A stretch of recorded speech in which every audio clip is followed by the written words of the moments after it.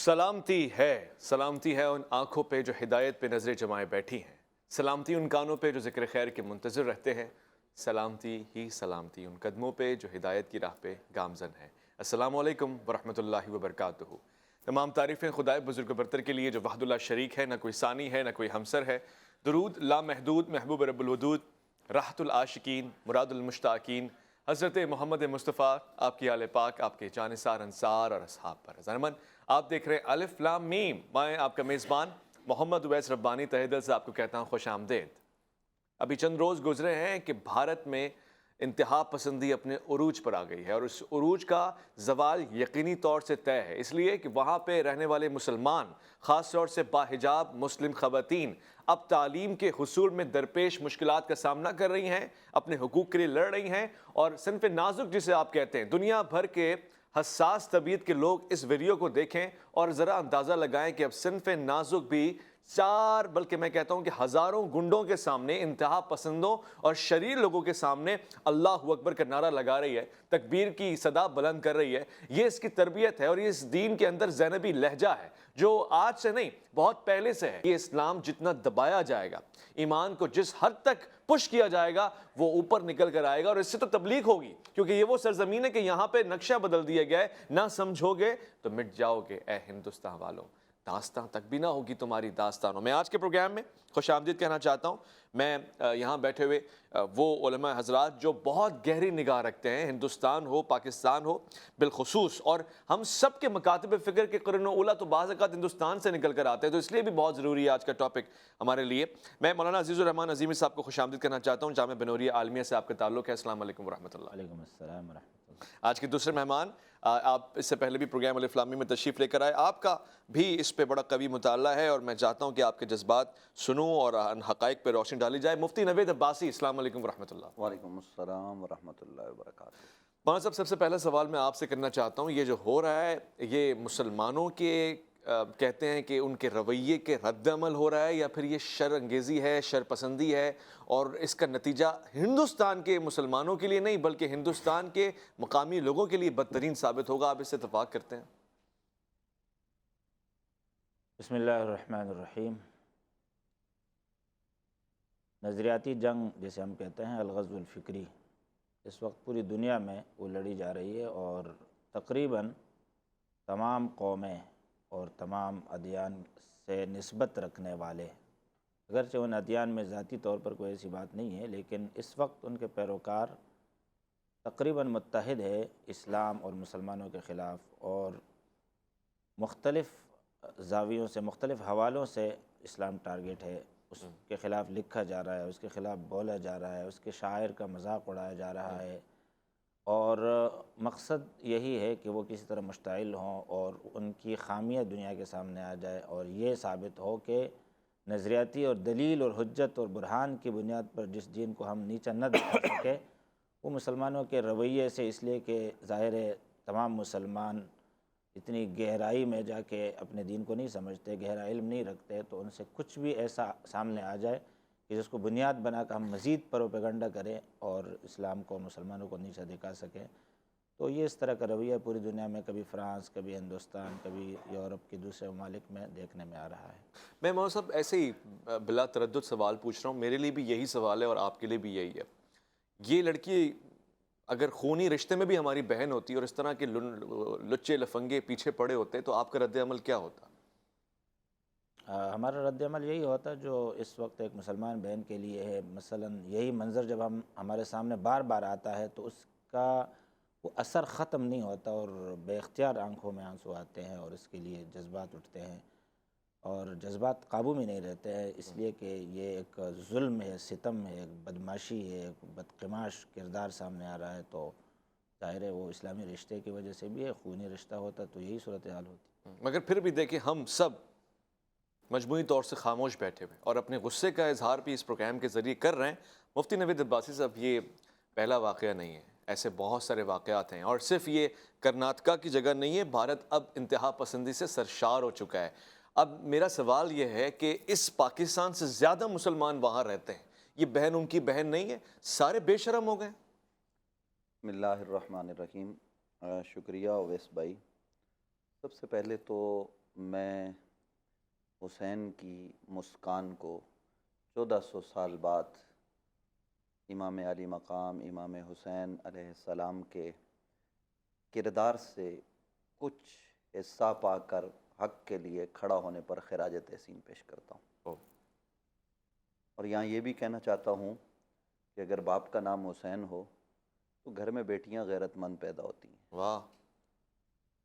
اور یہ یقیناً اس نام کا اثر ہے، اور ظاہر ہے صحیح روایات ہمیں یہ بتاتی ہیں کہ نام شخصیت پر اثر انداز ہوتے ہیں۔ اگلی بات یہ ہوگا اس بھائی کہ اس وقت جس عصر میں ہم جی رہے ہیں، آپ یہ توقع کر رہے ہیں کہ دنیا کے مسلمان ہمیں عزت دیں گے، دنیا میں مسلمانوں کو عزت ملے گی، کفار ہمارے ساتھ کوئی اچھا سلوک کریں گے۔ اب یہ دن دور نہیں کہ یہ مناظر آپ کو پاکستان کی یونیورسٹیز میں بھی نظر آئیں گے، اچھا، پاکستان کے کالجز میں بھی نظر آئیں گے۔ حاکم بتا۔ آپ نے اپنا سب کچھ تو گروی رکھ دیا، اپنے آپ کو بیچ دیا، مطلب آپ کشمیر میں کیا کر سکے؟ میں سوال کرتا ہوں آپ سے، مراد یہ ہمارے حکمران، ہماری پوری قوم، کیا وجہ ہے؟ مسلکی اختلاف اپنی جگہ پر ہے، کوئی یہ مت سمجھے کہ جناب ہمارا جو اصولی اختلاف ہوتا ہے وہ ہوتا ہے رحمت کے لیے، اور وہ ہم اپنے اس پر قائم ہوتے ہوئے یہ کہنا چاہتا ہوں میں، کیا کبھی آپ کا ایران جانا ہوا؟ دنیا بھر سے انٹرنیشنل ایئر لائنز جب وہاں اترتی ہیں تو وہ خاتون وہاں بے حجاب ہوتی ہے، لیکن جیسے وہ ایئرپورٹ پر قدم رکھتی ہے تو وہ با حجاب ہو کر رکھتی ہے۔ اچھا، وجہ کیا ہے؟ اور جب جو بھی ان کو ضرورت پوری کرنی ہوتی ہے اس کے لیے حجاب شرط ہے۔ غیر ملکی کافر عورت، غیر مسلم عورت، کیوں؟ وہ کسی سے بھیک نہیں مانگتے۔ ہمیں بیکاری، ہم آئی ایم ایف کے بیکاری، ہم ورلڈ بینک کے بیکاری، ہم دنیا بھر میں جناب اپنی جھولی پھیلا کے مانگتے ہیں، پھر ظاہر ہے کہ جن سے مانگتے ہیں ان کی شرائط کو پورا کرتے ہیں۔ اب تک مجھے یہ بتائیے کہ صدائے احتجاج جس طرح بلند ہونی چاہیے تھی اسلامی جمہوریہ پاکستان سے، نام ریاست مدینہ کا ہے، میں یہ سوال کرتا ہوں کہاں ہے نام نہاد اس ریاست مدینہ کے والی؟ وہ ریاست مدینہ اور تھی کہ جب کہیں دور کسی علاقے میں کسی خاتون کے گھر میں کھانا نہیں ہوتا تھا تو والی ریاست مدینہ پہنچاتا تھا۔ یعنی اب بھارت میں جو ہوگا اس کی ذمہ داری بھی یہاں کے لوگوں کے لیے دیکھیے گزارش یہ ہے کہ بھارت میں جو ہوگا اس کی، جب آپ سفارتی طور پر مضبوط ہوتے ہیں تو پھر آپ جو ہے نا وہ کھڑے ہوتے ہیں۔ ایک ریون ڈیوس تھا، وہ ہوا تو پاکستان میں تھا، کیوں چھوٹ کے وہ چلا گیا؟ کیوں اس کو وہ چھڑا کے لے گئے؟ چلیں وہ ایک الگ ایشو ہے، مگر صرف پاکستان کی ذمہ داری رہ گئی ہے۔ ایران کہاں ہے؟ سعودیہ کہاں ہے؟ عراق کہاں ہے؟ یہ مسلمان بیٹی ہے، مسلم امہ کی ذمہ داری ہے۔ لیکن جب آپ یہ کہتے ہو نا کہ ہم ٹھیکیدار ہیں، ہم ریاست مدینہ ہے، تو پھر آپ کی ذمہ داری بڑھ جاتی ہے۔ آپ کو جو ہے وہ کردار ادا کرنا چاہیے۔ اور اس کے ساتھ ساتھ ذرا دیکھیے کہ وہ گائے کا پیشاب پینے والے لوگ آج مسلم وہاں پر مسلم خواتین کو ان کی تعلیم پر پابندی لگا رہے ہیں۔ حالانکہ آپ نے اس بچی کے یقیناً انٹرویو سنے ہوں گے کہ کتنی اچھے طریقے سے وہ دنیا کو اپنا موقف پیش کر رہی ہے، وہاں کی مقامی زبان میں، اردو میں، اور اس کے ساتھ ساتھ جناب انگریزی میں وہ لوگوں کو بتا رہی ہے کہ ہم کیا چاہتے ہیں۔ بنیادی طور پر مسئلہ یہ ہے کہ اس وقت جو جمعیت علماء ہند نے کردار ادا کیا ہم اس کو خراج تحسین پیش کرتے ہیں، لیکن میں جمعیت علماء ہند کے لوگوں سے یہ کہنا چاہتا ہوں صرف اسی پر بس مت کریں، آپ کو اٹھ کر آگے بڑھنا ہوگا، 10 قدم آگے بڑھنا ہوگا۔ صرف انعام کا اعلان کرنا اور ہم خراج تحسین پیش کرتے ہیں، آپ اس کے گھر پہ پہنچے اور دیوبند والے پہنچے، بریلی والے پہنچے۔ صرف اب تک مجھے تو صرف جو ہے نا وہ حیدرآباد دکن کے جناب وہ کیا نام ہے ان کا جو حضرت سیاستدان ہے وہاں کے، وہ حیدرآباد دکن کے اویسی صاحب، ہاں انہوں نے جو ہے وہ ابھی تک میں نے ان کا بیان سنا ہے کہ ایک اچھا بیان انہوں نے دیا۔ باقی کہاں ہیں وہاں کے مذہبی لوگ، وہاں کے سیاسی لوگ، وہاں کے جو پارلیمان میں بیٹھے ہوئے لوگ ہیں، ان سب کو کھڑا ہونا چاہیے۔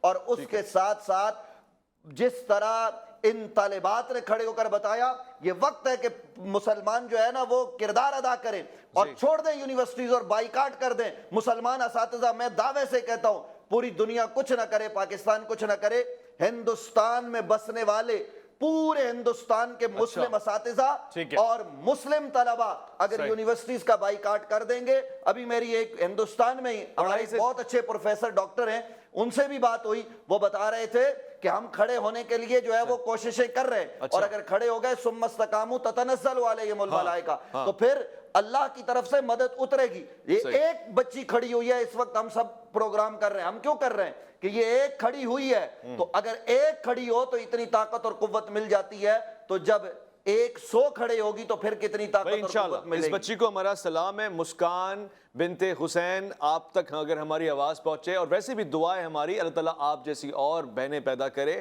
جو ان مردوں میں ہمت ڈال دیتی ہیں، جن میں غیرت جاگ اٹھتی ہے، اور خدا کرے کہ یہ سلسلہ آپ کے لیے حفاظت کا یہ جو حصار ہے وہ بندہ رہے، اور بہت ساری بہنوں کی حیثیتیں برقرار رہے۔ مگر اب سوال ہمارا اور آپ کا نہیں ہے، اب عمومی طور سے سوال سب کے لیے کہ یہ سلسلہ اب چلتا رہے گا، آپ کہاں ہیں؟ بیدار کیوں نہیں ہوتے؟ شعور کیوں نہیں لے کر آتے؟ ہم ایک مختصر سے وقفہ لے رہے ہیں، الف لام میم میں آپ کا انتظار ہے۔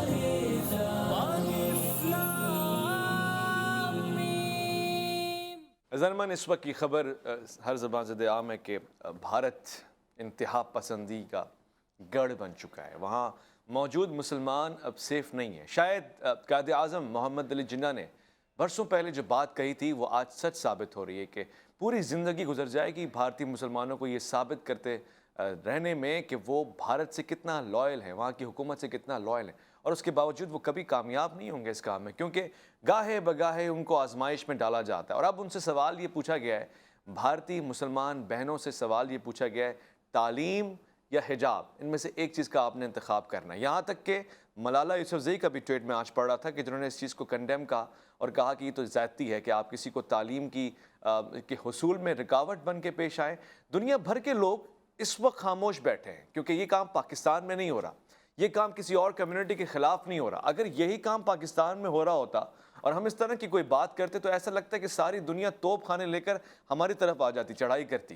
اب چونکہ بھارت میں ہو رہا ہے، کشمیر کے ساتھ ساتھ ان ریاستوں میں ہو رہا ہے جو وہاں کی عام ریاستیں ہیں جہاں پہ وہ تعلیم اور دیگر شعبہ جات میں بڑا کوئی مارکہ اچیو کرنا چاہتے ہیں، کوئی آرٹسٹ نہیں بول رہا، کوئی سیلیبریٹی نہیں بول رہا، کوئی اداکار، گلوکار، فنکار جن کو آپ سنتے ہیں، جو آپ کے گھر کے ٹی وی میں صبح و شام چلتے ہیں، جو آپ کی گاڑیوں میں بجتے ہیں، آج وہ خاموش ہیں، بجنے کو ان کو توفیق ہی نہیں مل رہی ہے۔ اور اس لیے بھی کیونکہ ایک مسلمان بیٹی کے ساتھ یہ زیادتی ہو رہی ہے، اور صرف ایک نہیں بلکہ وہ ساری بیٹیاں آپ چاہتے ہیں کہ مجاہدین بن جائیں، پھر آپ کہیں گے کہ یہ وارئرز ہیں، دہشت گرد ہیں، انتہا پسند ہیں، آپ ان کو اس اسٹیج پہ لے جانا چاہتے ہیں جہاں پہ وہ نہیں گئے۔ تو اس سے آپ اسلام کی خدمت کر رہے ہیں ایک طرح سے، اور آپ معاونت کر رہے ہیں، اور اس کا نتیجہ آپ کو بھگتنا پڑے گا۔ مگر آخر کیوں؟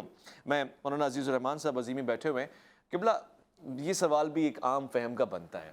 پاکستان میں موجود جتنے مکاتب فکر ہیں، جن کو ہم عام زبان میں یہ کہتے ہیں کہ مکتب دیوبند ہندوستان میں موجود ہے، مکتب بریلوی ہندوستان میں موجود ہے، تو اگر میں یہ سوال پوچھوں کہ آپ کے بزرگ اور وہاں کے موجود لوگ دارالعلوم کے کیا کر رہے ہیں، ان کو کیا اس میں پالیسی اپنانی چاہیے، کیا جواب ہوگا؟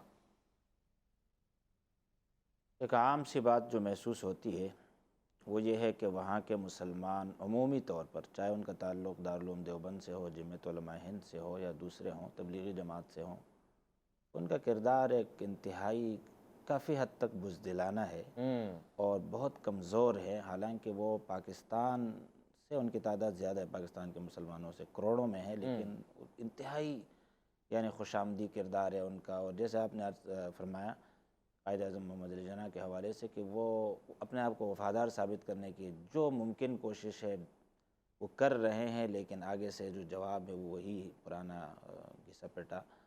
اس لیے ہم تو اس کو بہت غلط سمجھتے ہیں۔ جب تک وہ ایک خوددار قوم ایک ایمانی غیرت کے ساتھ سامنے نہیں آئیں گے اور اپنے ہر معاملے کو نہیں اٹھائیں گے، اس طرح کے جو ہے وہ مزید ذلت کا شکار ہوتے رہیں گے۔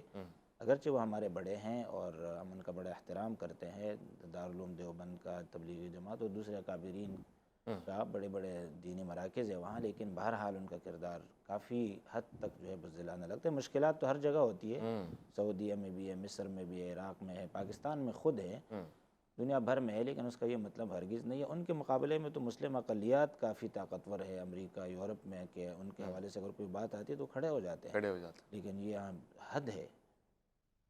صحیح فرما رہے ہیں مفتی نوید عباسی صاحب، یہی اسی نوعیت کا سوال میں آپ سے پوچھوں گا، مکتبی حیثیت سے نہیں، خاص طور سے بھی نہیں پوچھ رہا، مگر وہاں موجود مسلمان کے انڈر پریشر ہے کہ اس پہ شریعت کا یہ حکم نافذ یا لاگو نہیں ہوتا کہ اس کو آواز اٹھانی چاہیے، مظلوم کا ساتھ دینا چاہیے، ظلم کے خلاف ڈٹ کے سیدھا ابتدائی دیوار بن کے کھڑا ہونا چاہیے؟ دیکھیے وہاں کا مسلمان بیچارہ پس رہا ہے. میں جیسے حضرت نے کہا، میں یہ عرض کرنا چاہتا ہوں، سب سے پہلے ہندوستان کے سب سے بڑے مرکز، ہندوستان کی سب سے بڑی خانقاہ، بلکہ اس برے صغیر پاک و ہند کا پہلا مرکز خواجہ خواجگاں حضرت خواجہ معین الدین حسن چشتی اجمیری رحمۃ اللہ تعالی علیہ کی جو خانقاہ ہے، وہاں پر موجود جو ان کے سجادگان ہیں، جو بھی ان کے اختلافات اپنی جگہ پر، اس وقت سب سے مضبوط توانا آواز وہاں سے اٹھنی چاہیے. ابھی عرس کے ایام ہیں اور وہ للکاریں، اور ان کی للکار میں طاقت اور قوت بھی ہے، اور اجمیر شریف والوں سے وابستہ دیوبندی بھی ہیں اور بریلوی بھی ہیں. اچھا، ہاں، حاجی امداد اللہ مہاجر مکی علیہ رحمہ وہ چشتی صابری تھے، اور دوسری طرف لوگ چشتی نظامی ہیں، ہندوستان میں بھی ہیں. تو یہ ایک بڑا مرکز ہے اور وہاں سے صدائے حق بلند ہونی چاہیے. اس کے ساتھ ساتھ جو میں آپ کو عرض کروں، ہمارے ایک بزرگ ہیں، یقیناً آپ ان کو جانتے ہیں، وہ ایک زمانے میں ہندوستان تشریف لے گئے، تو پیلی بھیت گئے اور مختلف شہروں میں ان کا جانا ہوا. وہ ایک علمی شخصیت ہیں. تو وہ فرما رہے تھے کہ میں جس مسلمان کے گھر میں رکا ہوا تھا، تمام تر قانونی لوازمات پوری کرنے کے بعد تو بہت زیادہ ایجنسیز کے لوگ وہاں پر ان کے گھر میں، اور ان کو تنگ کرنا کہ جناب یہ کیوں آئے آپ کے پاکستانی مہمان صاحب، آپ نے اجازت دی اور آپ کی اجازت سے آپ کے ویزے پر آئے ہیں، اور وہ یہاں پر علمی مشاغل کی غرض سے آئے ہیں، اور آپ جناب یہ کیا طریقہ آپ نے اختیار کر رکھا ہے. آپ یقین کیجئے مجھے خود کشمیر سے دعوت آئی کہ آپ تقریر کرنے کے لیے یہاں آئیں، تو میں جب ہم نے ان کا دعوت نامہ بھی آ گیا، سب کچھ آ گیا، تو جب ہم نے کہا کہ ٹھیک ہے ہم آئیں گے، تو جب ہم اپنی ایجنسی کے پاس گئے انہوں نے کہا مت جائیں، کیونکہ آپ جائیں گے تو آپ واپس نہیں آ سکیں گے. یعنی اس حد تک مسلمانوں کو خطرات لائق ہیں وہاں پر. تو جو مسلمان بیچارہ ہے وہ پس رہا ہے. تو اب جب آپ پس ہی رہے ہیں، لوگ آپ کو جلا رہے ہیں، مار رہے ہیں، کسی بند گلی میں مار دیا جاتا ہے، کالی رات میں قتل کر دیا جاتا ہے، تو پھر کیوں نہ ہو کہ آپ مریں تو عزت سے مریں، جیئیں تو عزت سے جیئیں، سر اٹھا کے جیئیں، جیسے مسکان نے یہ کام کیا ہے. سب نکلیں ایک ہی بار. روز روز کے مرنے سے بہتر یہ ہے کہ ہم یہ بیٹھتے ہیں، اس مودی بدبخت کے خلاف اٹھیں اور ان حکمرانوں، ان ظالموں کے خلاف اٹھیں کہ جو مسلمانوں کے قاتل ہیں، جن کے جو ہے وہ ہاتھ مسلمانوں کے خون سے رنگے ہوئے ہیں، اور جن کی سیاست کا محور و مرکز وہاں مذہب ہے اور انتہا پسندی ہے. یہاں پاکستان میں مذہبی لوگ بات کریں تو وہ کہتے ہیں جی سیکولر لوگوں کو موقع دینا چاہیے. ایک عرصے سے وہاں مذہبی انتہا پسند حکمران ہیں، اور جو سیکولر کہلانے والے وہ بھی چپ ہیں. یعنی کانگریس خاموش ہے، کانگریس کے کرتا دھرتا خاموش ہے. اس وقت ضرورت اس امر کی ہے کہ آج اگر کرناٹک میں ہوا ہے تو کل کسی اور ریاست میں ہوگا، پرسوں کسی اور ریاست میں ہوگا. مسلمان اب کھڑے ہو جائیں اور کشمیر سے لے کر بمبئی تک پورے کے پورے مسلمان کھڑے ہو کر بتائیں کہ ہندوستان جتنا ہندو کا ہے اس سے زیادہ ہم مسلمانوں کا ہے. ہم نے مسلمانوں نے اس ہندوستان کو ترقی دی ہے، اور اس کے لیے ان مسلمانوں کی پشت پر او آئی سی کو کھڑا ہونا چاہیے. جو او آئی سی وقتاً فوقتاً وہ جو بے جان گھوڑا ہے، میں اس گھوڑے کی بات کر رہا ہوں، بے جان گھوڑا، مرنے والا گھوڑا، اس کو یہ تو فکر لائق رہتی ہے کہ جی ہندوستان میں 20 کروڑ سے زیادہ مسلمان ہیں، لہٰذا ان کو جو ہے وہ آئی سی کی ممبرشپ دینی چاہیے.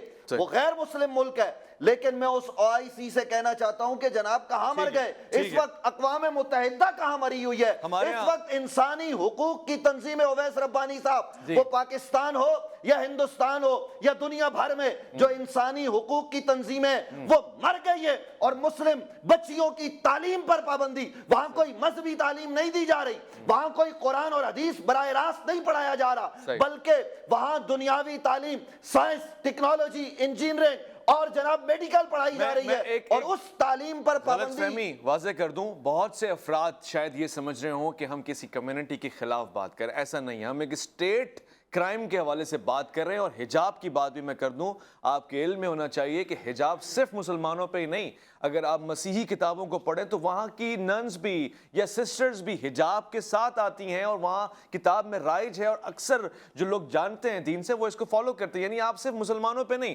آپ کرسچنز پہ بھی انگلی اٹھا رہے ہیں. ساتھ ساتھ جو سکھ بہنیں ہیں وہ بھی حجاب کے ساتھ پردہ کرتی ہیں, جتنا ہو سکتا ہے ممکن وہ کرتی ہیں. یہودی بھی کرتے ہیں, اور جتنا میں جانتا ہوں جو پرانا ہندو کلچر ہے اس میں بھی ہندو خواتین حجاب کے ساتھ آتی تھی. قرآن میں لکھا ہے باقاعدہ, ان کی جو مذہبی کتاب ہے قرآن, اس میں لکھا ہوا ہے حجاب کی بات. یہ تو بدبخت قسم کے لوگ نام نہاد, ان کو اپنے مذہب کا بھی نہیں پتا. ان کی اپنی کتاب میں ہندوؤں کے ہاں شراب کو ناجائز مگر لکھا ہمیں بھی ہوا تو ہے, ان کی دیکھیں مذہبی کتابوں میں لکھا. ہمارا موضوع بھی تو یہ ہے کہ شاہ رخ خان نے لتا منگیشکر کے جنازے پہ تھوک پھینکا کہ نہیں پھینکا, جبکہ ہندوتوا کے ماننے والوں نے ہم پر تھوک پھینک دیا ہے اور ہم خاموشی سے بیٹھے والے. فلامی میں ایک مختصر सा وقفہ آپ کا انتظار ہے.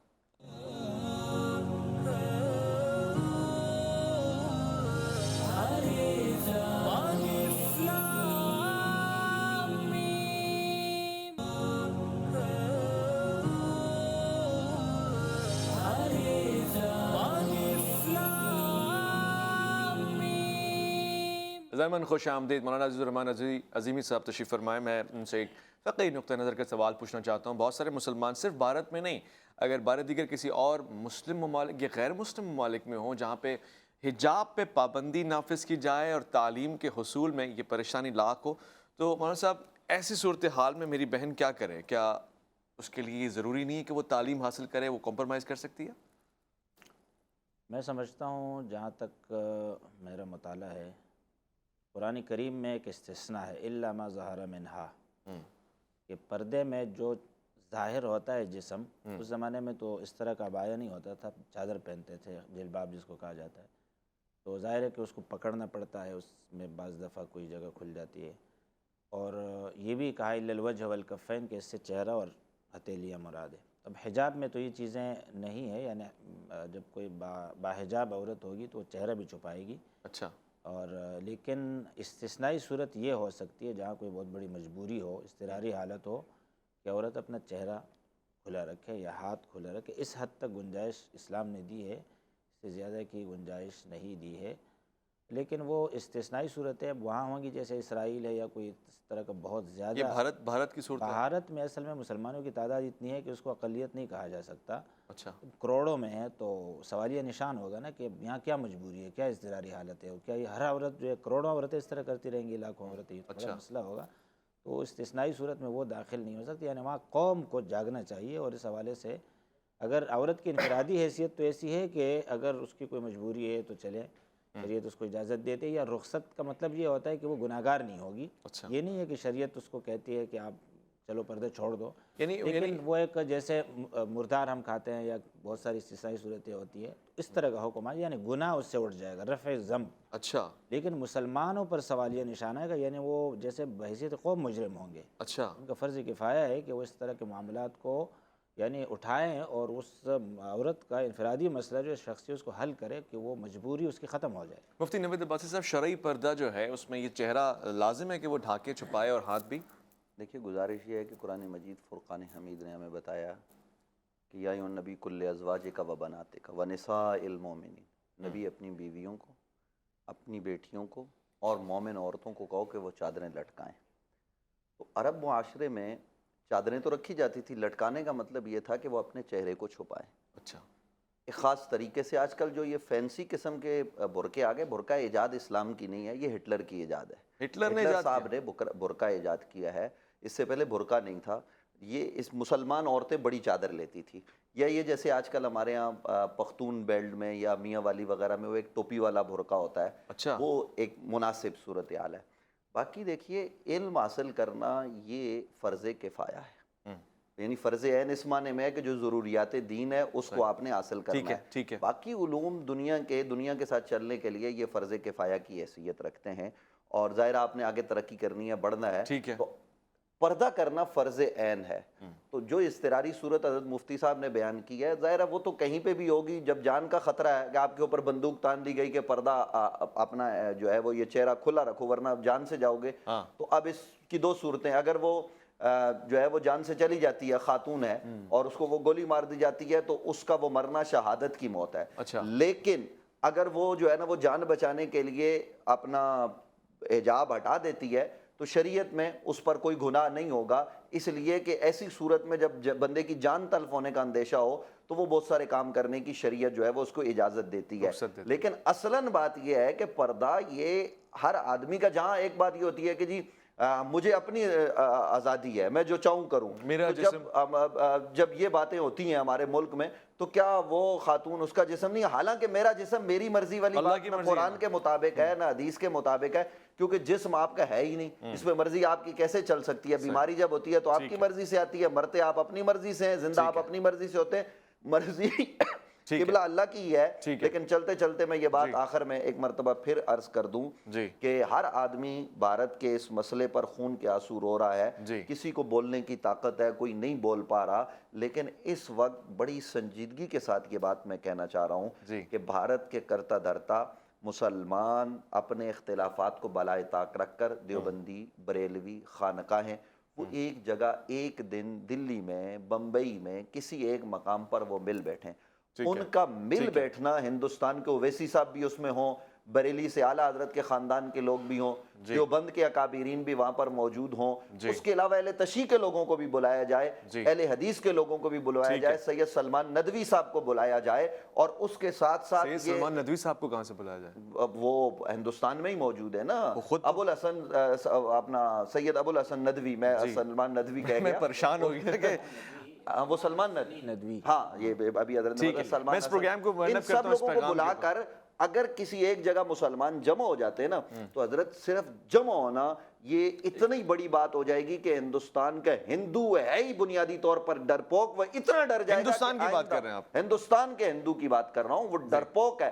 ہم تو یہاں اپنے ہندوؤں کے ساتھ کتنے اچھے سلوک کرتے ہیں، اعلیٰ عہدوں پر وہ بیٹھے ہوئے، ایک جو ہے وہ واقعہ ہو جائے تو پورا ہندوستان اور پوری دنیا سر پہ اٹھا لیتے ہیں، حالانکہ وہاں تو حکومتی سرپرستی میں سب کچھ ہو رہا ہے۔ بالکل ایسے ہی ہے۔ میں انتہائی شکر گزار ہوں مفتی نوید عباسی صاحب آپ کا، مولانا عزیز الرحمان عظیمی صاحب آپ کا، خواتین و حضرات آپ کا بھی انتہائی میں آپ کی بارگاہ میں تشکر پیش کرتا ہوں، اس نیت کے ساتھ کہ آپ ظلم کہیں بھی ہوگا، سرحد پار ہوگا یا سرحد کے اس طرف ہوگا، آپ آواز اٹھائیں گے مظلوم کی حمایت میں۔ ہم اس پوری داستان میں صرف ایک بات کہنا چاہتے ہیں، یہ جو آپ کر رہے ہیں اس میں ہماری سستی تو ہے، ہم اتنا پیچھے تو ہو گئے کہ اپنی اس بہن کی کوئی مدد نہیں کر سکتے، مگر یہ بھی بتا دیں کہ بہت زیادہ نہیں، بہت دور نہیں، وہ وقت قریب ہے کہ پاکستان نہیں، ہندوستان کے مسلمان کھڑے ہو جائیں گے اور آپ کو گچی سے پکڑ لیں گے، گچی سمجھتے ہیں آپ، گردن سے پکڑ لیں گے اور پھر آپ سے حساب لیں گے۔ یہ چند دن جب کہتے ہیں نا تاریخی سخت ہوتی ہے تو پھر صبح قریب ہوتی ہے، یہ سارا بھارت جانے والا ہے ہاتھ سے، اور مسلمان جو بھارت کے ان کو پیغام دینا چاہتا ہوں کہ ٹیپو کو اگر کسی نے ہرایا تھا یا ٹیپو کو کسی نے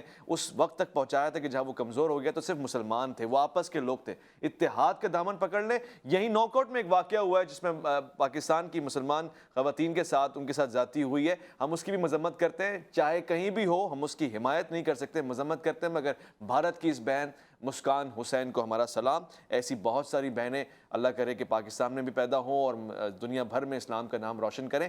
پردہ آپ کی زینت بھی ہے اور آپ ہمارے سر آنکھوں پر ہیں، اللہ آپ کو حفظ و امان میں رکھے، اپنا بہت خیال رکھیں گے آپ، اپنے سے بڑھ کے خیال رکھیں گے ملک پاکستان کا، اللہ کے فرمان کا، اللہ کی امان میں۔